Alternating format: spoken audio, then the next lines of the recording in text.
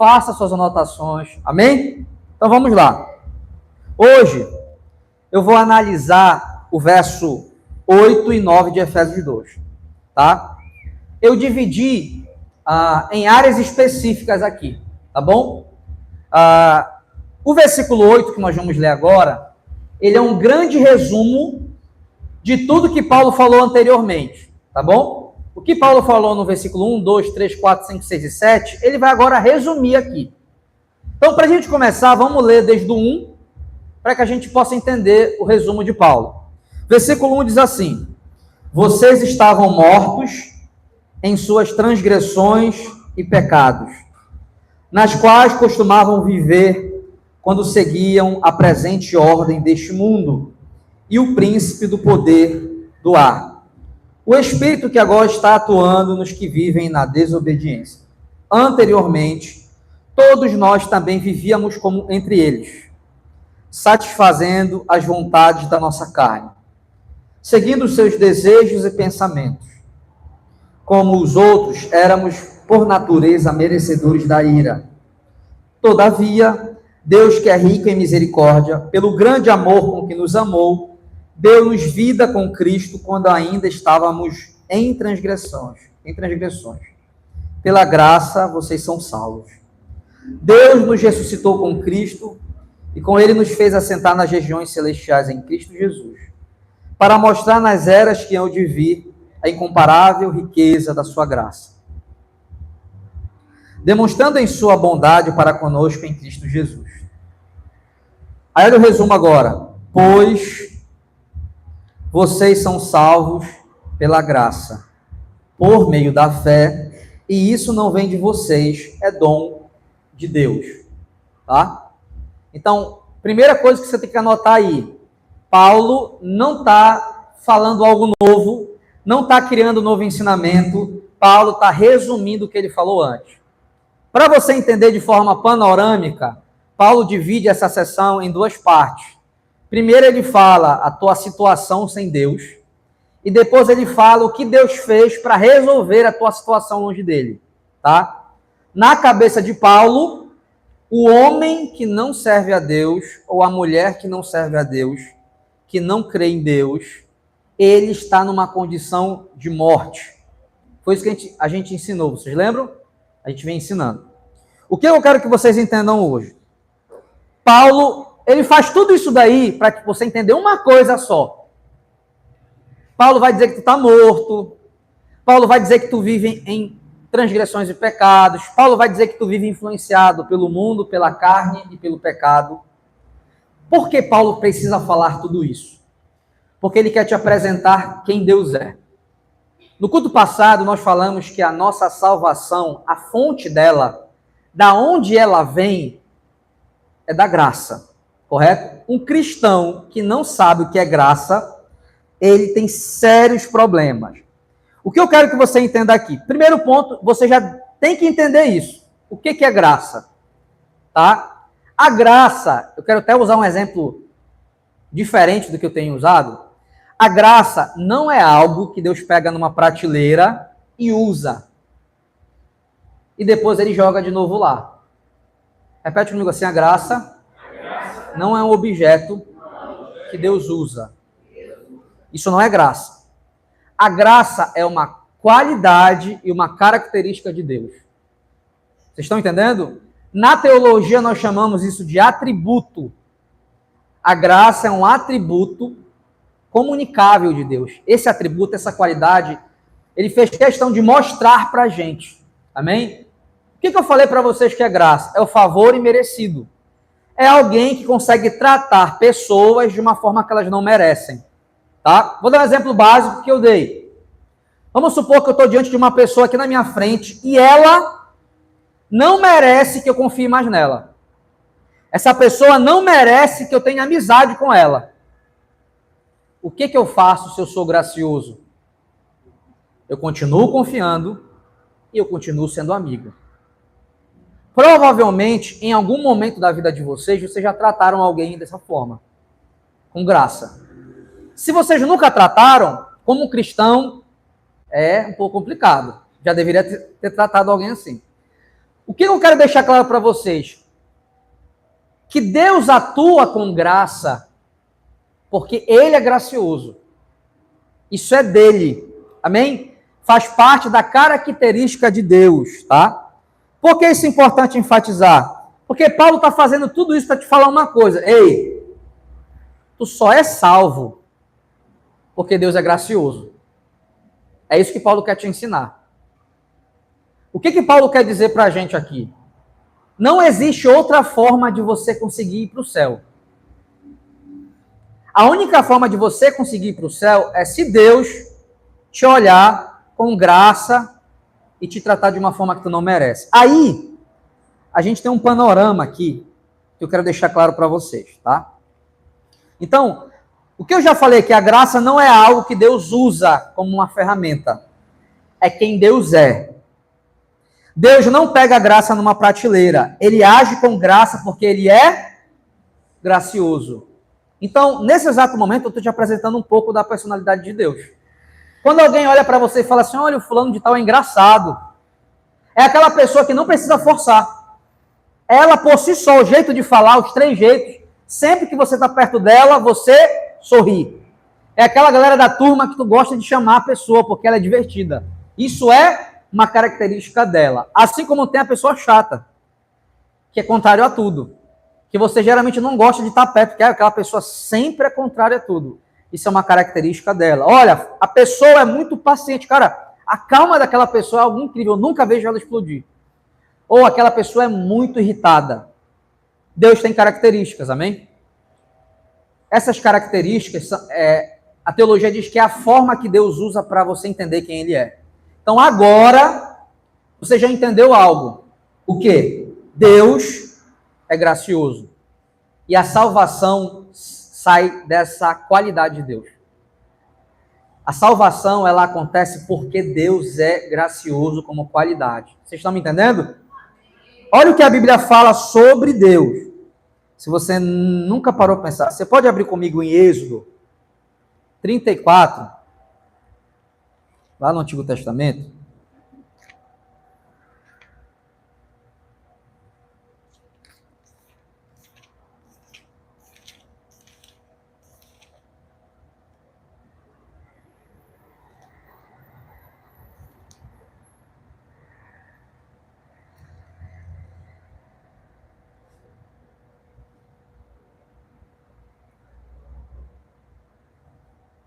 Acharam?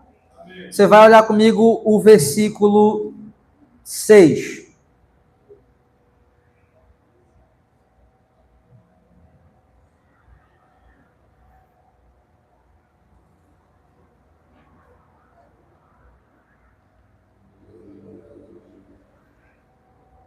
Amém? Acharam? Na parte B do versículo 6, olha o que diz assim, ó. Senhor, Senhor, Deus compassivo e misericordioso, paciente, cheio de amor e de fidelidade, que mantém o seu amor a milhares e perdoa a maldade, a rebelião e o pecado. Contudo, não deixa de punir o culpado. Olha como a Bíblia descreve Deus: paciente, compassivo, misericordioso, cheio de amor e de fidelidade. Tá?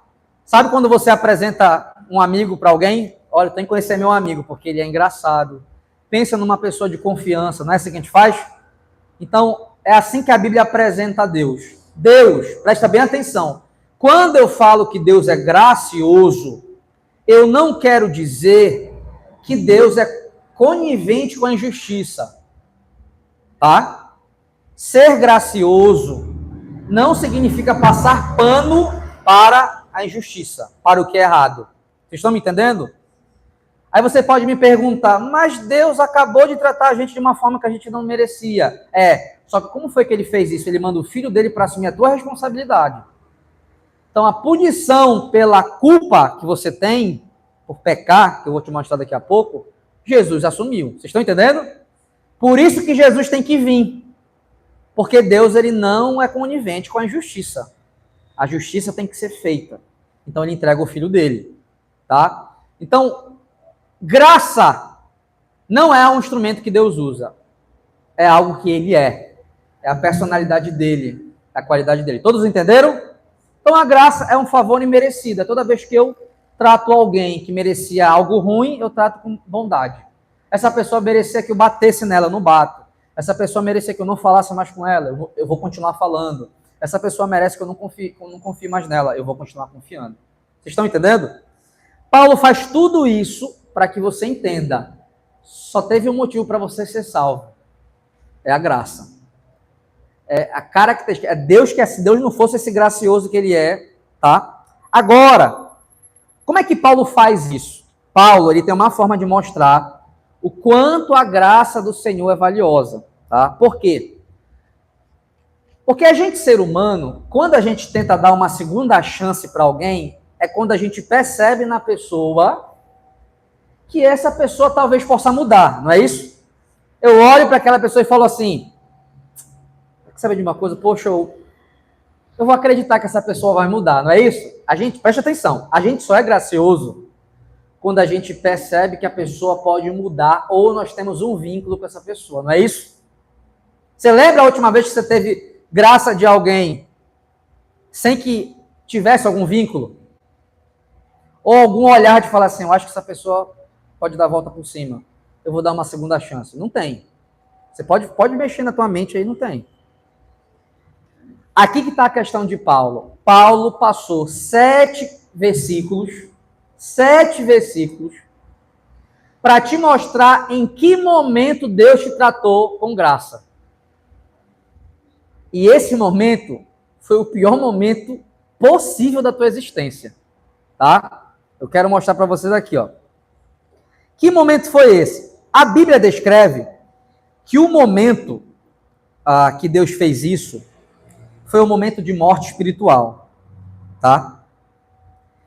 Se você, como você leu comigo em Efésios 1:3, capítulo 2, versículo 1:3, a gente escutou Paulo falar que a gente estava morto em transgressões e pecados, né? Vivendo conforme o mundo, o pecado e o diabo.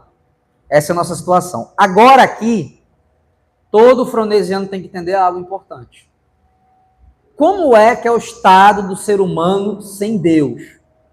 Na Bíblia, não existe essa história de eu creio em Deus, Deus está no meu coração, mas eu não vivo como Ele diz que eu tenho que viver. Qualquer pessoa que está aqui perante a Bíblia, ou vive uma vida conforme Deus manda que viva, ou ela não é filha de Deus. Correto? É isso que a Bíblia vai fazer. Eu não estou falando de perfeição. Filhos de Deus erram, mas estão em constante progresso de melhorar. Quem não é filho de Deus, simplesmente faz tudo da sua vida sem se preocupar com o que Deus acha. Vocês estão entendendo a diferença? Quem não é filho, finge que Deus não existe. Até tem um conhecimento sobre Deus. O que a religião, o que o mundo diz aí. Mas tanto faz. Tanto faz se eu obedecer, se eu não obedecer, se eu não orar, se eu não orar. Tanto faz. A minha vida não precisa disso. Para a Bíblia, essa pessoa está morta espiritualmente. Porque o filho de Deus tem relacionamento com Deus. Ele quer orar, ele quer ler Bíblia, ele quer estar junto com da família de Deus, ele quer melhorar para agradar o Pai, ele está o tempo todo em constante crescimento. Quem está me entendendo? Amém? Agora, olha o panorama que Paulo ele vai citar para te mostrar o momento que a graça te alcançou. Deixa eu ler para você aqui, ó. Paulo faz questão de mostrar o momento da graça. Não foi o melhor momento, foi no pior. Foi quando você estava morto espiritualmente. Olha a lista da atitude de quem é morto espiritualmente. O morto espiritualmente, característica número 1 dele. Você pode anotar se você quiser aí. Ele não tem relacionamento com Deus. Então ele não é amigo de Deus. Ele não conversa com Deus. Ele pode passar uma semana sem falar com Deus. Ele pode passar 3 dias sem sequer lembrar de Deus. Por quê? Porque Deus não é amigo dele. Você tem um amigo próximo que você sempre fala com ele? Teus melhores amigos, você sempre fala com eles. Número 2. Paulo vai dizer lá em Romanos que quem é morto espiritualmente não busca Deus. Ele não sente vontade de buscar a presença de Deus. Tanto faz para ele. Número 3, o morto espiritualmente não quer Deus. Ele prefere sucesso, ele prefere os desejos do mundo. O último da lista seria Deus.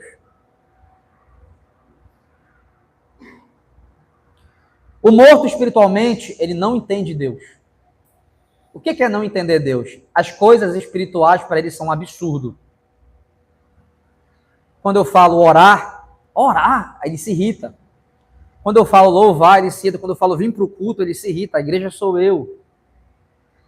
Tudo que o reino de Deus te pede para fazer, o que é morto espiritualmente se irrita com isso.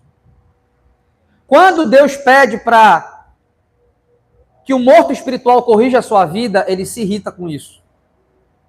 Vocês estão entendendo? Porque a vida é dele. Ele faz o que ele quiser, os sonhos são dele. Outra coisa que o morto espiritual faz, ele finge que Deus não existe. O texto de Romanos diz que a gente prefere adorar coisas criadas ao invés do Criador. Meu pai está ali atrás. Vamos supor que eu chegue um belo dia e fale assim, a partir de hoje esse homem não é meu pai. Quem é meu pai é meu cachorro. Isso é um absurdo? Isso não é um absurdo? Eu tenho um pai, mas eu tratar o meu cachorro como meu pai. Simplesmente eu finjo que meu pai biológico não existe e eu escolho um novo pai para mim. O morto espiritualmente faz isso. Ele consome todo o vazio do coração dele com coisas criadas. Ele quer dinheiro, ele quer casa, é celular, é pessoas. Os deuses que ele constrói para si geralmente são coisas criadas por Deus. Alguns adoram animais, alguns adoram imagem, alguns adoram pessoas, alguns adoram objetos, utensílios eletrônicos. Não é isso? Então, todo o meu relacionamento está baseado em quê? Se eu perguntar para você, quem é a pessoa que você mais se relaciona? Alguns vão falar a minha televisão, outros vão falar o meu celular, outros vão falar um fulano que eu sou doido, que eu amo, e não importa o que aconteça, ele pode me bater, que eu idolatro. Alguns idolatram famosos, alguns idolatram empregos, sonhos. Geralmente é algo que está na dimensão do que é criado por Deus. Homens, animais, objetos. Vocês estão entendendo? Isso é o morto espiritualmente. Outra característica do morto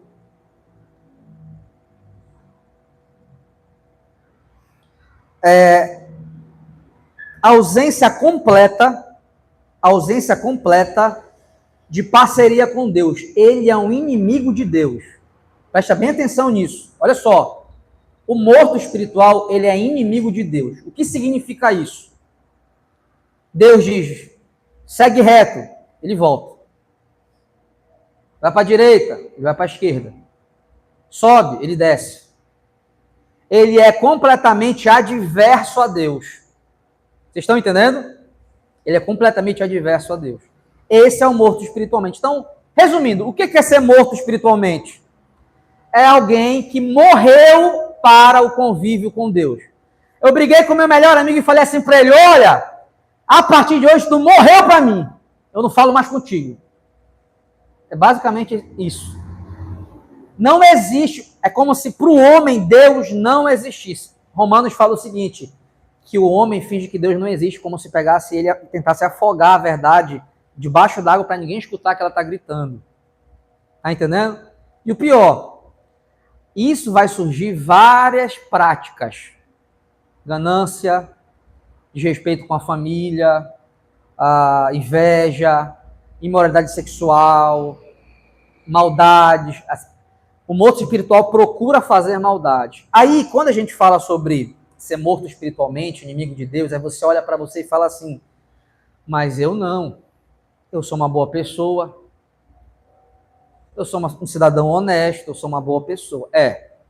Em comparação a seres humanos, você pode ser um ser humano melhor do que outro.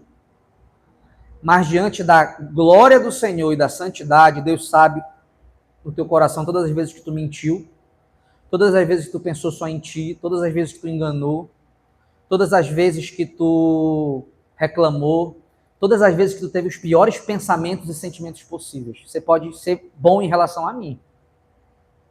Agora, para entrar no céu, a gente é sondado por inteiro. Quando a gente percebe que a gente está morto espiritualmente, a gente chega a uma conclusão. Se depender de mim, eu não quero Deus. Paulo vai dizer isso em Romanos. Não há quem entenda, não há quem queira, não há quem deseje, não há. Não há alguém que por conta própria queira a Deus, a não ser por um interesse. Muitas pessoas estão dentro de igrejas hoje porque elas querem alguma coisa. Muita gente se converte à religião e depois sai dela. Por quê? Porque ela não se converteu a Cristo, ela se converteu a algo que ela queria. Eu fui líder de jovem e adolescente há muito tempo. A gente fazia um grande festão para os jovens, a igreja era lotada de jovens. Metade deles não está na igreja. Eles gostavam do entretenimento, era a diversão. Comidinha na hora da célula, festinha, jogos de luz, música irada, negócio. E a gente era chato, metia um rap, fazia um monte de coisa diferente. A mesma coisa que um casado vem para a igreja, ele quer a salvação do casamento dele.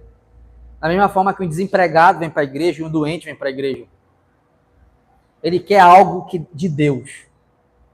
Quando ele consegue, ele vai embora. E se ele não conseguir, ele vai embora do mesmo jeito, com mais raiva.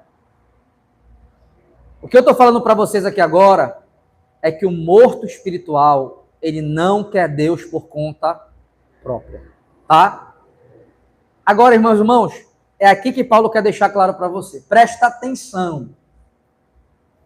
Qual foi o momento que Deus decidiu ser gracioso, amoroso, paciente, compassivo e misericordioso? Não foi no momento que ele olhou e falou assim, acho que estou vendo um pingo de melhora. Eu acho que tem futuro. Não é perfeito, mas eu acho que tem futuro. Vou salvar. Não. O momento que ele decidiu ser gracioso foi no nosso estado de inimizade com Deus. Não havia uma fagulha de possibilidade de eu mostrar algum desejo por Deus. É nesse momento que Deus alcança pessoas. Vocês estão me entendendo? O que ele faz? Ele vai te dar tudo ao contrário do que tu merecia. Então vamos tentar entender isso. Sabe por que eu estou falando isso para vocês? Por favor, gente, não cometa um erro que eu percebo que algumas pessoas cometem. Quando a gente fala assim, eu pequei, o meu pecado, não tem essa expressão que a gente usa? Cuidado para você não achar que o pecado é só teu. Nenhum pecado é só teu. Todo pecado é teu contra Deus. O pecado não fica só em você. Todo pecado que nós cometemos, o menor possível, sempre vai ser um desrespeito contra Deus. Enquanto você viver uma vida desrespeitando Deus e achar que isso é normal, a Bíblia te define como filho da ira. Você não é filho de Deus. Você é filho da ira. Não, você está mentindo. Deus ama todas as pessoas e todas as pessoas são filhos de Deus. Não é isso que a Bíblia diz. Sabe por quê? Porque você não quer ser filho de Deus quando você está sem Deus. Eu acabei de ler, vamos ler de novo aqui, ó. Efésios 2. A partir dessa explicação, vocês entenderem agora. Vocês estavam mortos. Versículo 1 lá no 2. Vocês estavam mortos em suas transgressões e pecados. Viu o lugar que a gente estava morto? A morte é um estilo de vida, tá? Onde eu vivo completamente em desobediência. Transgressão significa rebeldia contra Deus. E pecado significa negar tudo aquilo que Deus me manda fazer. Nas quais costumavam viver. Repete comigo. Eu vivia. Por que eu vivia? Porque ele fala assim, porque vocês seguiam, ó, porque seguiam a presente ordem deste mundo. O que é a presente ordem deste mundo? O mundanismo. Né? e o príncipe do poder do ar. O príncipe do poder do ar é o diabo. E o espírito que agora atua o espírito que agora atua nos que vivem na desobediência. Olha o 3. Anteriormente, todos nós também vivíamos entre eles, satisfazendo as vontades da carne. A gente queria fazer o que a nossa carne pedia. Aí olha o que ele fala aqui. Segundo os seus desejos e pensamentos, como os outros, éramos, por natureza, merecedores da ira. Nós merecíamos a ira. É da onde surge a expressão filhos da ira. Aí olha que coisa legal agora. O que Deus vai fazer? Fiz uma listinha para vocês aqui, para a gente entender o que Deus...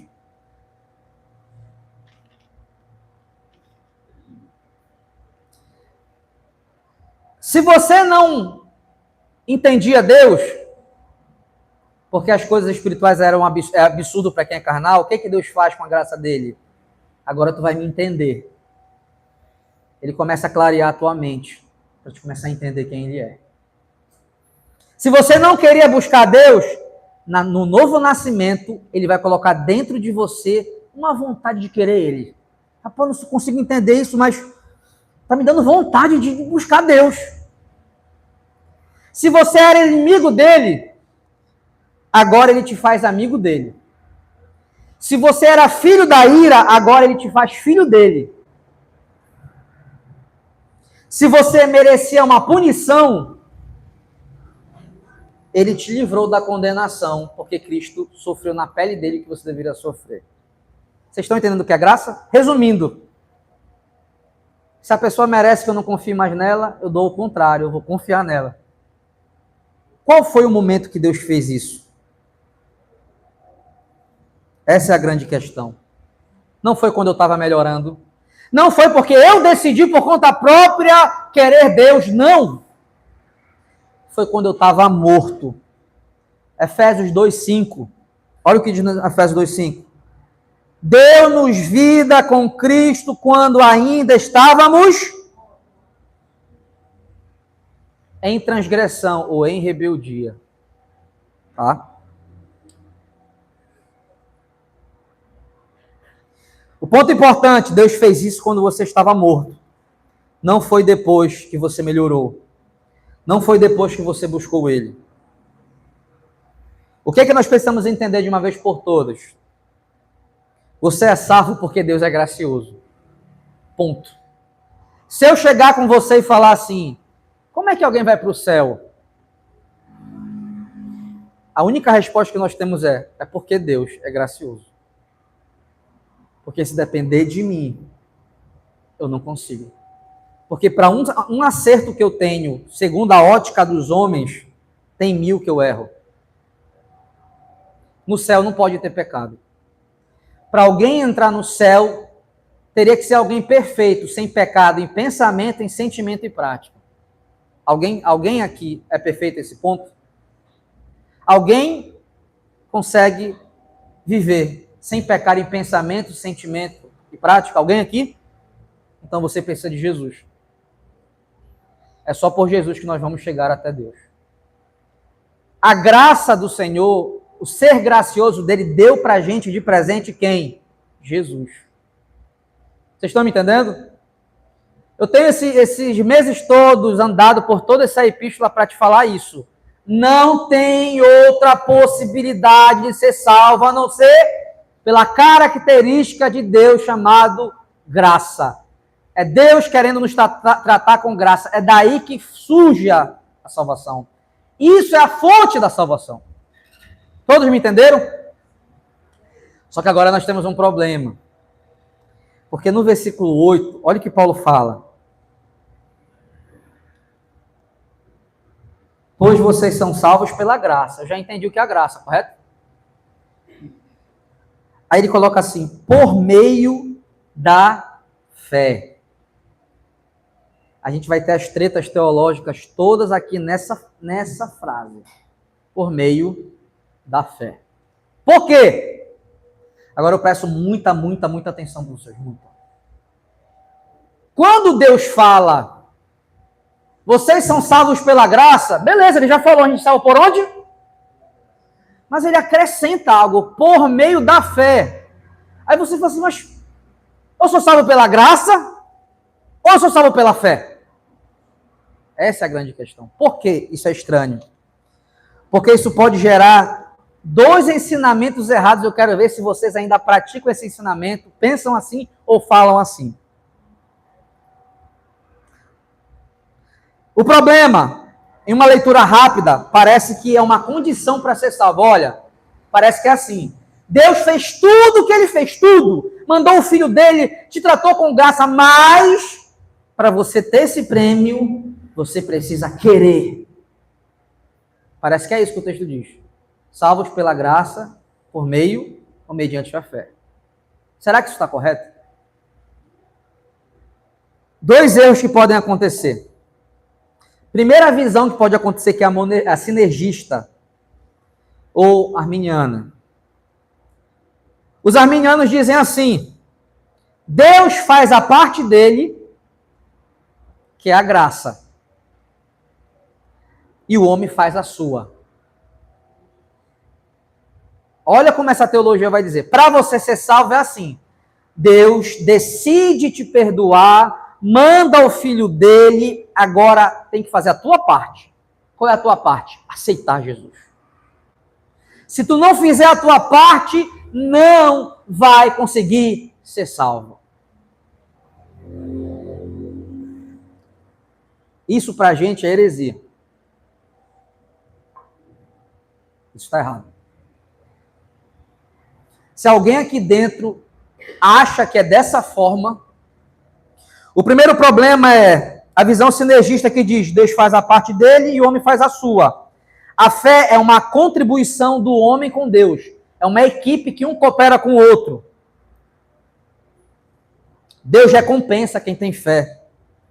A fé inicia a salvação. Primeiro eu creio, depois Deus age.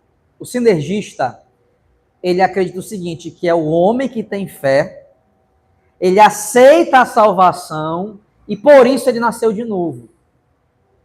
É isso que a maioria das igrejas vai ensinar. Não é isso que nós ensinamos. Por favor.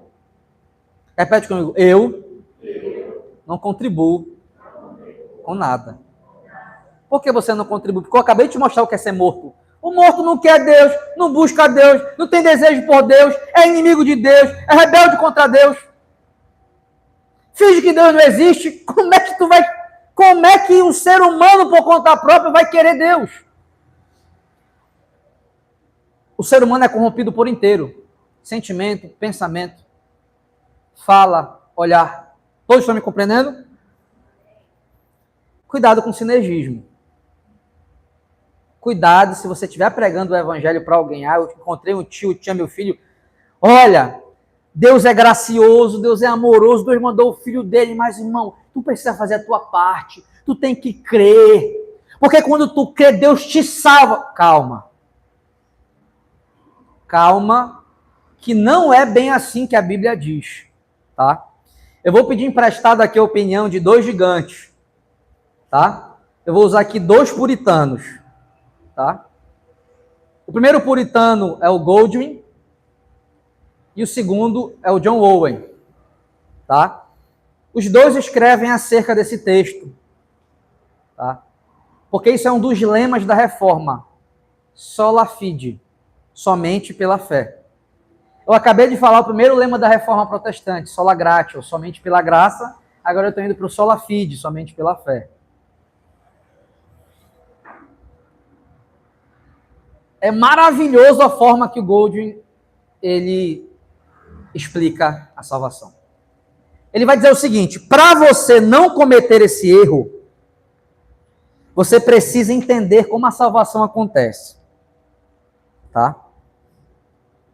Presta bem atenção que isso aqui é um pouquinho chato, mas é bem legal ao mesmo tempo. Como é que ele explica a salvação? Repete comigo, a salvação tem dois aspectos. Tá? O que todo fronesiano precisa entender é que a salvação acontece de duas formas. Uma fora da gente, que mexe na nossa reputação, e uma dentro da gente, que transformam a nossa forma de ser. Então eu quero que tu imagine comigo agora duas colunas. Imagina comigo agora duas colunas. A coluna daqui é a salvação que te alcança na tua reputação. Como? A primeira forma que Deus te alcança com a salvação é mudando o teu status. O que é o status? Vamos supor que você é bandido. Correto? Você é bandido. Você roubava umas coisas por aí. Qual era a tua reputação? E aquele fulano ali é bandido. Ou então você, de repente, era drogado. Olha, aquele fulano é drogado. Ele é mendigo drogado. De repente, todo mundo parou de te chamar de drogado e mendigo, porque agora a tua reputação mudou. Você é uma nova pessoa. Primeira coisa que Deus fez lá na eternidade, Ele muda a tua reputação. O que é mudar a tua reputação? De filho da ira, ele te torna filho. De alguém que tinha inimizade com Deus e ofendia a Deus, ele faz com que agora você tenha paz com ele. Você agora é absolvido da tua culpa. Vocês estão entendendo? A salvação primeiro nos alcança por fora. É no nosso nome. Nada aconteceu dentro da gente. Nada aconteceu dentro da gente. É aquilo que Deus faz sem precisar tocar na gente. Sem precisar tocar o nosso íntimo. Por exemplo, você sabia que você nasceu pecador, mas com a reputação limpa? Porque Cristo morreu na cruz antes de você nascer, correto? Teus pecados foram perdoados, por exemplo, na cruz de Cristo. E tu não tinha nem nascido. A tua reputação já era limpa. Mas, internamente, as coisas foram acontecendo conforme você vai crescendo. Então, o que o Gold vai dizer é o seguinte, para que você entenda e não caia no erro do sinergismo, primeiro aspecto da salvação é Deus muda a tua reputação. Tá? São coisas que Deus faz por nós, não acontecem dentro de nós, são declarações de Deus, que é a justificação, a adoção e a reconciliação. Na justificação, nós já temos os pecados perdoados e nós temos agora uma reputação igual a de Cristo. Nós somos filhos, por isso nós somos adotados. Nós somos reconciliados com Deus, nós temos paz com Ele. Hoje eu posso falar com Ele. Hoje eu posso estar na presença dEle. Então, primeiro foi a nossa reputação. Tá? Segundo aspecto da nossa salvação é o que acontece interno, dentro de nós. São coisas que Deus faz dentro de nós, que transformam o nosso coração e elas acontecem conforme a gente vai vivendo a nossa vida. É progressivo, que é a regeneração, o novo nascimento, é a fé, é o arrependimento e a santificação. Isso acontece dentro de você. Então, por exemplo, o Patrick está me vendo aqui, antes dele se converter, antes dele sentir desejo por Deus, ele já tinha a reputação limpa. E ele não sabia. A salvação não tinha alcançado ainda a parte interna dele. Mas a reputação dele já era de filho, reconciliado com Deus e adotado. Todos estão me entendendo? Amém. O que o Goldwyn quer que a gente entenda? Onde é que a fé entra nisso? A fé faz parte da ala das coisas que acontecem dentro da gente. Aí aqui nós temos uma coisa bem interessante. Vocês aprenderam no curso de membresia a ordem da salvação, correto? O que é a ordem da salvação? A gente, na ordem da salvação, estuda o que vem primeiro. Vem primeiro. Primeiro eu creio para depois eu ser salvo? Ou primeiro Deus me salva para que eu consiga crer? Esse é o dilema. Os arminianos sinergistas e são pentecostais, eles acreditam assim, tu dá o primeiro passo, Deus te salva. Aí Deus faz a parte dele. Nós aqui na igreja, olha para mim por favor, na fronte, acreditamos o seguinte, preste atenção, nós acreditamos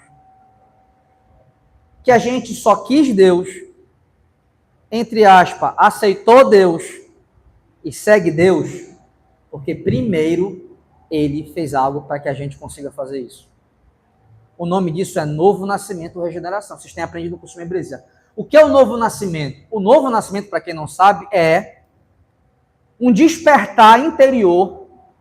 Quando uma pessoa escuta o evangelho, ela começa a sentir vontade por Deus.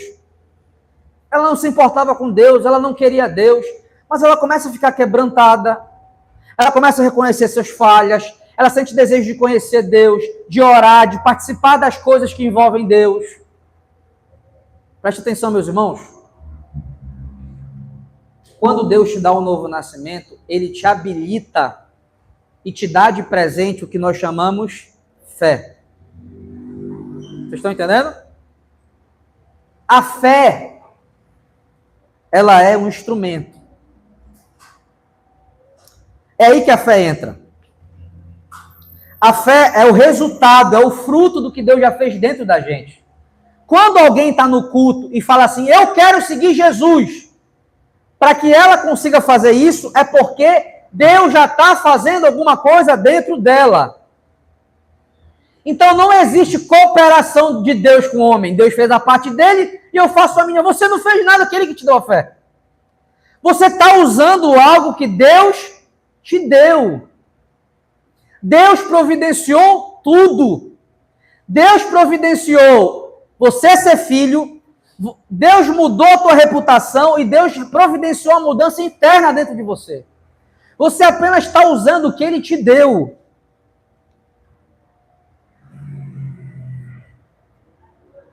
A fé é o ponto onde o que Deus faz fora se torna real dentro. Agora eu vou explicar para vocês aqui, preste atenção. Quando Paulo fala assim, vocês são salvos pela graça, mediante ou pela fé, o que ele quer dizer? Ele quer dizer para você que quando Deus te salva, Ele faz você sentir vontade por Ele, que é o novo nascimento ou regeneração. Ele fala que a evidência de que você nasceu de novo é você ter vontade de confiar em Deus. É você ter vontade de viver com Deus. É você ter vontade de seguir a Deus. O nome disso é fé. Fé é você confiar em tudo que Cristo fez por você. Fé é você confiar e acreditar em tudo que Deus fez por você. O ser humano só tem fé porque Deus está fazendo algo dentro do coração dele que ele nem está percebendo. Então a fé serve para quê? A fé serve para que você use a tua reputação. Então, olha só, o cenário é assim, eu já estou sentindo vontade por Deus, eu já estou sentindo desejo por Ele, e de repente eu pensei assim, eu vou mudar de vida. Chegou a hora de eu dar um passo. Chegou a hora de eu abandonar o que eu fazia, e chegou a hora de eu viver uma vida com Cristo. Porque eu acredito que Cristo é meu Senhor. Eu acredito que Cristo é meu Salvador, o nome disso é fé. Na hora que você usa a fé, você começa a usar a reputação que você tem e você não sabia. Qual é a reputação que eu tenho? Filho e justificado. Por que a Bíblia fala que nós somos salvos pela graça mediante a fé? É porque na hora que eu tenho fé, que meus olhos se abrem para entender que eu tenho uma reputação limpa. Olha só o que acontece. No momento que você creu e que você decidiu seguir Jesus, você começou a viver agora como? Perdoado. Quem aqui pede perdão pelos pecados? Quem pede perdão pelos pecados? Você pede perdão pelos seus pecados? Sabe por que você pode pedir perdão pelos seus pecados? Porque você tem reputação para fazer isso. Quem aqui quando ora fala em nome de Jesus Cristo? Quem faz isso? Sabe por que você faz isso? Porque na justificação você recebe a reputação de Cristo.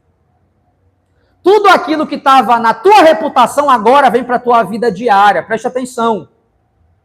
Nós somos salvos pela graça. Isso acontece sem a gente ter feito nada. Antes da gente nascer. Mas o momento que a gente experimenta conscientemente tanto o que está acontecendo dentro, como a reputação que veio de fora, é no momento que eu digo, Deus, eu quero te seguir, porque eu não sei viver sem o Senhor. Nesse exato momento, Deus já estava atuando dentro de você, mas agora você acessa a tua reputação. Você pode pedir perdão pelos pecados, você pode orar em nome de Jesus Cristo, você pode ir na presença do Pai e você pode participar da família de Deus. Não é porque você não podia antes, é porque você não sabia. Sabe por que você está aqui, nesse culto? Porque você pode, porque você tem reputação de filho. Vou dar um exemplo bem básico. Uma vez eu estava com o nome sujo pra caramba, limparam o meu nome, meu score alto. Primeira coisa que eu quis fazer, todo mundo faz, vamos tirar um cartão, porque minha reputação está boa. Não é isso que a gente faz? A fé é basicamente isso. Teu nome está sujo, ele é limpo. Só que você não sabe que pode usar ele. Até que Deus começa a usar algo, mudar algo dentro de você, você percebe, eu quero Deus, eu amo Deus, não posso viver sem Deus eu não sou nada. Nesse exato momento você creu.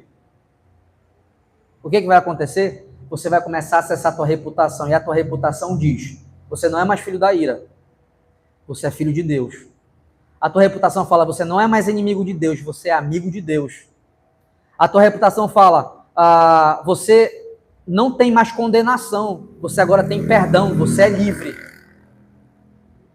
Eu estou usando a minha reputação agora, eu estou usando a minha reputação para pregar, para participar do culto. Eu pedi perdão pelos meus pecados ao começar o culto. Por que eu fiz isso? Porque na hora que eu creio, eu acesso a vida que Deus preparou para mim, tanto em reputação externa, quanto em mudança interna. Quem está me entendendo? Então, quando Paulo fala, vocês são salvos pela graça mediante a fé, eu vou traduzir para um paraense bem paraenseis. Ele está dizendo assim, ei, o motivo de vocês não irem para o inferno é porque Deus é gracioso e bondoso. O que ele decidiu fazer? Dar tudo o contrário que vocês mereciam. Tá? Mas, para que vocês, de fato, possam aproveitar isso, é no momento que vocês sentirem dentro de vocês a vontade de seguir Jesus e viver com Ele. Sabe como os puritanos falam sobre o que é a fé? A fé é a mão que recebe o presente. Olha que coisa interessante. Eu quero ler para vocês aqui como é que ele explica essa questão. Olha o que ele diz. O Owen fala assim, existe a fé falsa, que diz que acredita em Deus, mas não muda. Isso não é fé. A fé falsa diz que acredita, mas não muda, não transforma. Essa fé não salva. Nem toda a fé salva, só a fé verdadeira. Porque a gente pode acreditar em tudo que a gente quiser, né? O John Owen dizia que a fé é o instrumento. A fé é o meio, a fé é o instrumento. Ela não causa a salvação, ela recebe a salvação. Bota a tua mão para frente na posição de receber aí, por favor. Não vou jogar uma bênção na tua mão, não. Na posição de receber. Isso aí é a fé. No momento que você acredita que tem um presente para receber, você pega o presente e você pode abrir e usar. A fé é como uma mão. O presente já está pronto. A mão não cria o presente, só recebe. Vocês estão entendendo? Fé não cria salvação. Fé não inicia a salvação. Como a mão não cria o presente, a mão está recebendo o presente. Quem está me entendendo? Então, no nosso processo de vida com Deus, Deus nos salva primeiro na reputação e depois internamente no nosso coração. Nesse exato momento está acontecendo uma transformação dentro de você, a santificação. Você está aqui vindo para esse culto tentando mudar, tentando melhorar, tentando lutar contra o teu eu, não é isso? Não é isso que é o correto? Deus está fazendo uma mudança interna. Se você olha para trás, você vê que você não é igual você era antes. Está acontecendo uma mudança interna. Só que mediante essa mudança interna, já aconteceu o novo nascimento, você já creu, correto? Agora você está na santificação, melhorando em glória. No momento que você creu, foi porque você descobriu que tem uma reputação. Nós temos uma reputação. Nós somos justificados. O que nós ensinamos no curso de membresia? Justificação significa ter pecados perdoados e ter a reputação de Cristo. O que é ter a reputação de Cristo? Eu ensino para esse cara isso desde pequeno até com peça. Tu lembra que eu te ensinava isso? Reputação de Cristo é que eu chego na presença de Deus com Jesus na minha frente. Então imagina agora que tem alguém na minha frente e eu me escondo atrás dessa pessoa e chego até Jesus, até Deus. Quando Deus me olha, ele não vê eu pecador, ele vê Jesus o Filho. Então ele me trata como ele trataria Jesus. Vocês estão me entendendo? Eu tenho a reputação de Jesus na minha vida. Eu tenho perdão de pecados. Por que eu tenho perdão de pecados? Se Deus me vê como um filho igual ele vê Jesus, então não tem pecado em mim. No sentido de estar perdoado. Então, mesmo eu sendo um pecador ainda, tentando lutar contra os meus pecados, a minha reputação já é de filho. Gente, isso é impressionante. Sabe por que isso é impressionante? Porque eu era inimigo de Deus. Eu não queria Deus. Eu não entendia Deus. Eu não desejava Deus. Eu tentava fazer tudo o contrário do que ele me dizia. Sabe o que ele foi lá? Me deu tudo ao contrário. E detalhe, gente, não foi só me dar tudo ao contrário do que eu merecia. Ele colocou o filho dele em jogo. Quem faz isso, gente? Quem faz isso? Ninguém faz isso. Ninguém coloca o filho em jogo para alguém ser beneficiado. Ainda mais nessas condições adversas de inimizade. A gente era inimigo de Deus, então, se você já creu, a tua vida tem que mostrar isso. Como é que eu não estou morto, mas espiritualmente eu não oro, eu não leio Bíblia, eu não busco Deus, eu não desejo Deus? Como é que eu não percebo Deus em tudo que eu faço? Como é que está a vida de vocês? E você que nunca escutou isso que eu estou ensinando agora, significa que você nunca escutou o Evangelho. Então você também não creu. Meus irmãos, é essa mensagem que nós temos que propagar. É isso, Fronesiano, que você tem que saber para falar para o teu irmão, para a tua irmã, para o teu pai, para a tua mãe, para a tua tia, para os teus filhos. É isso que você tem que saber. Quem está me entendendo? Amém. A fé é algo que nasce internamente através do novo nascimento. E quando a gente usa a fé que foi dada por Deus, a gente acessa a reputação que Deus conquistou para a gente através de Cristo. Aí Paulo dá a sentença aqui agora, ó. Verso 8. Pois vocês são salvos pela graça, por meio da fé. E isto não vem de vocês. Aqui tem uma treta. Os arminianos vão falar que o isto não vem de vocês é a graça. A graça não vem da gente, porque a graça é a qualidade de Deus, mas a fé é nossa, é assim que eles dizem. Só que nós reformados acreditamos diferente. Está muito claro que o isto é a fé e a salvação. Porque a fé está dentro da salvação. A fé, o novo nascimento, a santificação, a justificação, a adoção, a conversão, tudo isso está dentro do pacote da salvação. Então, se a salvação não veio da gente, a fé também não veio da gente. Não tente dividir a glória de Deus com você. Tira qualquer mérito e qualquer elogio que você possa receber. Para de querer ser elogiado como uma boa pessoa, porque diante de Deus nós não somos bons. A gente engana, mente, a nossa mente é pervertida, a gente não é bom diante de Deus. Essa ideia de que, ai Deus, porque eu passo por isso, ai Deus, porque eu mereço isso, nós não merecemos nada. Quando você decidiu, entre aspas, como dizia antigamente, aceitar Jesus, não foi você contribuindo com nada. Você só consegue estar aqui crendo porque Deus fez tudo por você. Nós estamos usando esse benefício, essa bondade.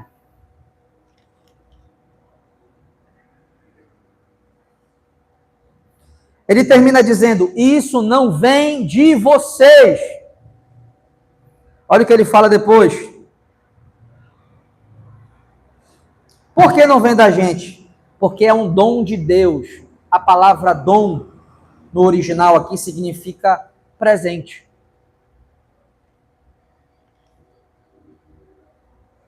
Vou repetir. A salvação é um presente. não divida a glória de Deus. Deus não divide a sua glória com ninguém. O nosso lugar é completamente de gratidão. Sabe qual vai ser a maior dificuldade agora sua? É enquanto eu prego isso, você ainda se achar bom. É você se achar uma boa pessoa. Você não é uma boa pessoa. Você mente, engana, você é imoral sexualmente. Você não é uma boa pessoa. Nós não somos uma boa pessoa. A única bondade que existe em nós pertence a Deus, que é o Espírito habitando na gente. Vocês estão me entendendo? Quando vocês usaram a fé, algo que estava acontecendo dentro de vocês, vocês acessaram a reputação de vocês, a justificação e a adoção. Vocês estão entendendo? Então Paulo está dizendo, vocês são salvos porque Deus é gracioso. É pela graça que vocês são salvos. Não vem nada de vocês. E ele usou a graça dele quando vocês não queriam Deus de jeito nenhum, vocês eram inimigo deles. Só que a forma que você une o que acontece internamente e externamente é quando você crê. Então é pela fé que a gente acessa não só o que está acontecendo dentro, como o que está acontecendo fora, a nossa reputação. Quem está me entendendo? Amém? Então Deus muda a gente internamente e legalmente, juridicamente e internamente. Vocês estão me entendendo? Então, meus irmãos, é por isso que o Evangelho não é uma brincadeira. É por isso que a gente precisa estudar o Evangelho. É por isso que as pessoas falam assim, olha, a teologia não é coisa de cristão, esfria a fé. Está aqui, a teologia me faz entender essa mecânica da salvação que não é fácil de entender. Se você ler aqui, você pode se enganar e tirar outras conclusões. A gente tem que gastar o nosso tempo justamente para isso, para entender como é que Paulo constrói a salvação. Como é que Paulo explica a salvação? E Paulo deixou claro, vocês não queriam Deus. Ele salvou vocês quando vocês não queriam Ele. Olha que coisa. Foi dando o filho dele. Agora, vai acontecer uma mudança internamente dentro de vocês, mas Deus já mudou a reputação de vocês. Na hora que vocês crerem, vocês vão acessar a reputação que vocês têm. Vocês vão descobrir a reputação que vocês têm. Nós estamos aqui mediante essa reputação. Como justificados, como filhos, como reconciliados. Amém? Por isso, meus irmãos, valorizem o curso de membresia. Porque essa pregação só é capaz de chegar ao coração de vocês da melhor forma possível mediante o fundamento do curso de membresia que a gente lança. Vocês estão entendendo? E na hora do culto familiar, o curso de membresia vai ter que ajudar vocês para as perguntas que eu vou fazer. Porque quando eu falo que a salvação é externa e interna, externa é justificação, adoção. Você sabe o que é isso? Interna, novo nascimento, conversão, que está a fé e o arrependimento, e santificação. Você sabe o que significa? Como é que você crê em Deus, então? Por último, ele acabou de falar, não vem de vocês, é um presente de Deus. Pior coisa da face da terra. Já pensou acontecer isso contigo? Tu compra um presente para uma pessoa, chegar lá, vem outro e fala, olha, foi eu que comprei. Cara de pau, né? Não seja cara de pau. Foi comprado com o sangue de Cristo. Para depois você falar que você ajudou a comprar o presente. Já aconteceu isso com vocês? Acontece muito isso, né? Vai dar um presente, a família inteira chegou, olha, a gente está dando junto. Alguém comprou, né? Vocês estão entendendo? A sentença final está aqui, ó. Verso 8, verso 9. Não por obras, para que ninguém se glorie.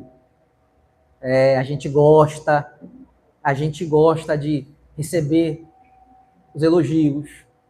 A gente gosta de ser alguém que merece alguma coisa de Deus. Ah, não, porque eu sou uma pessoa íntegra. Mentira. É bando de corrupto que nós somos aqui. Mentira. Deus, ele sonda dentro e fora. Você pode mentir para as pessoas, você pode manter a pose para as pessoas.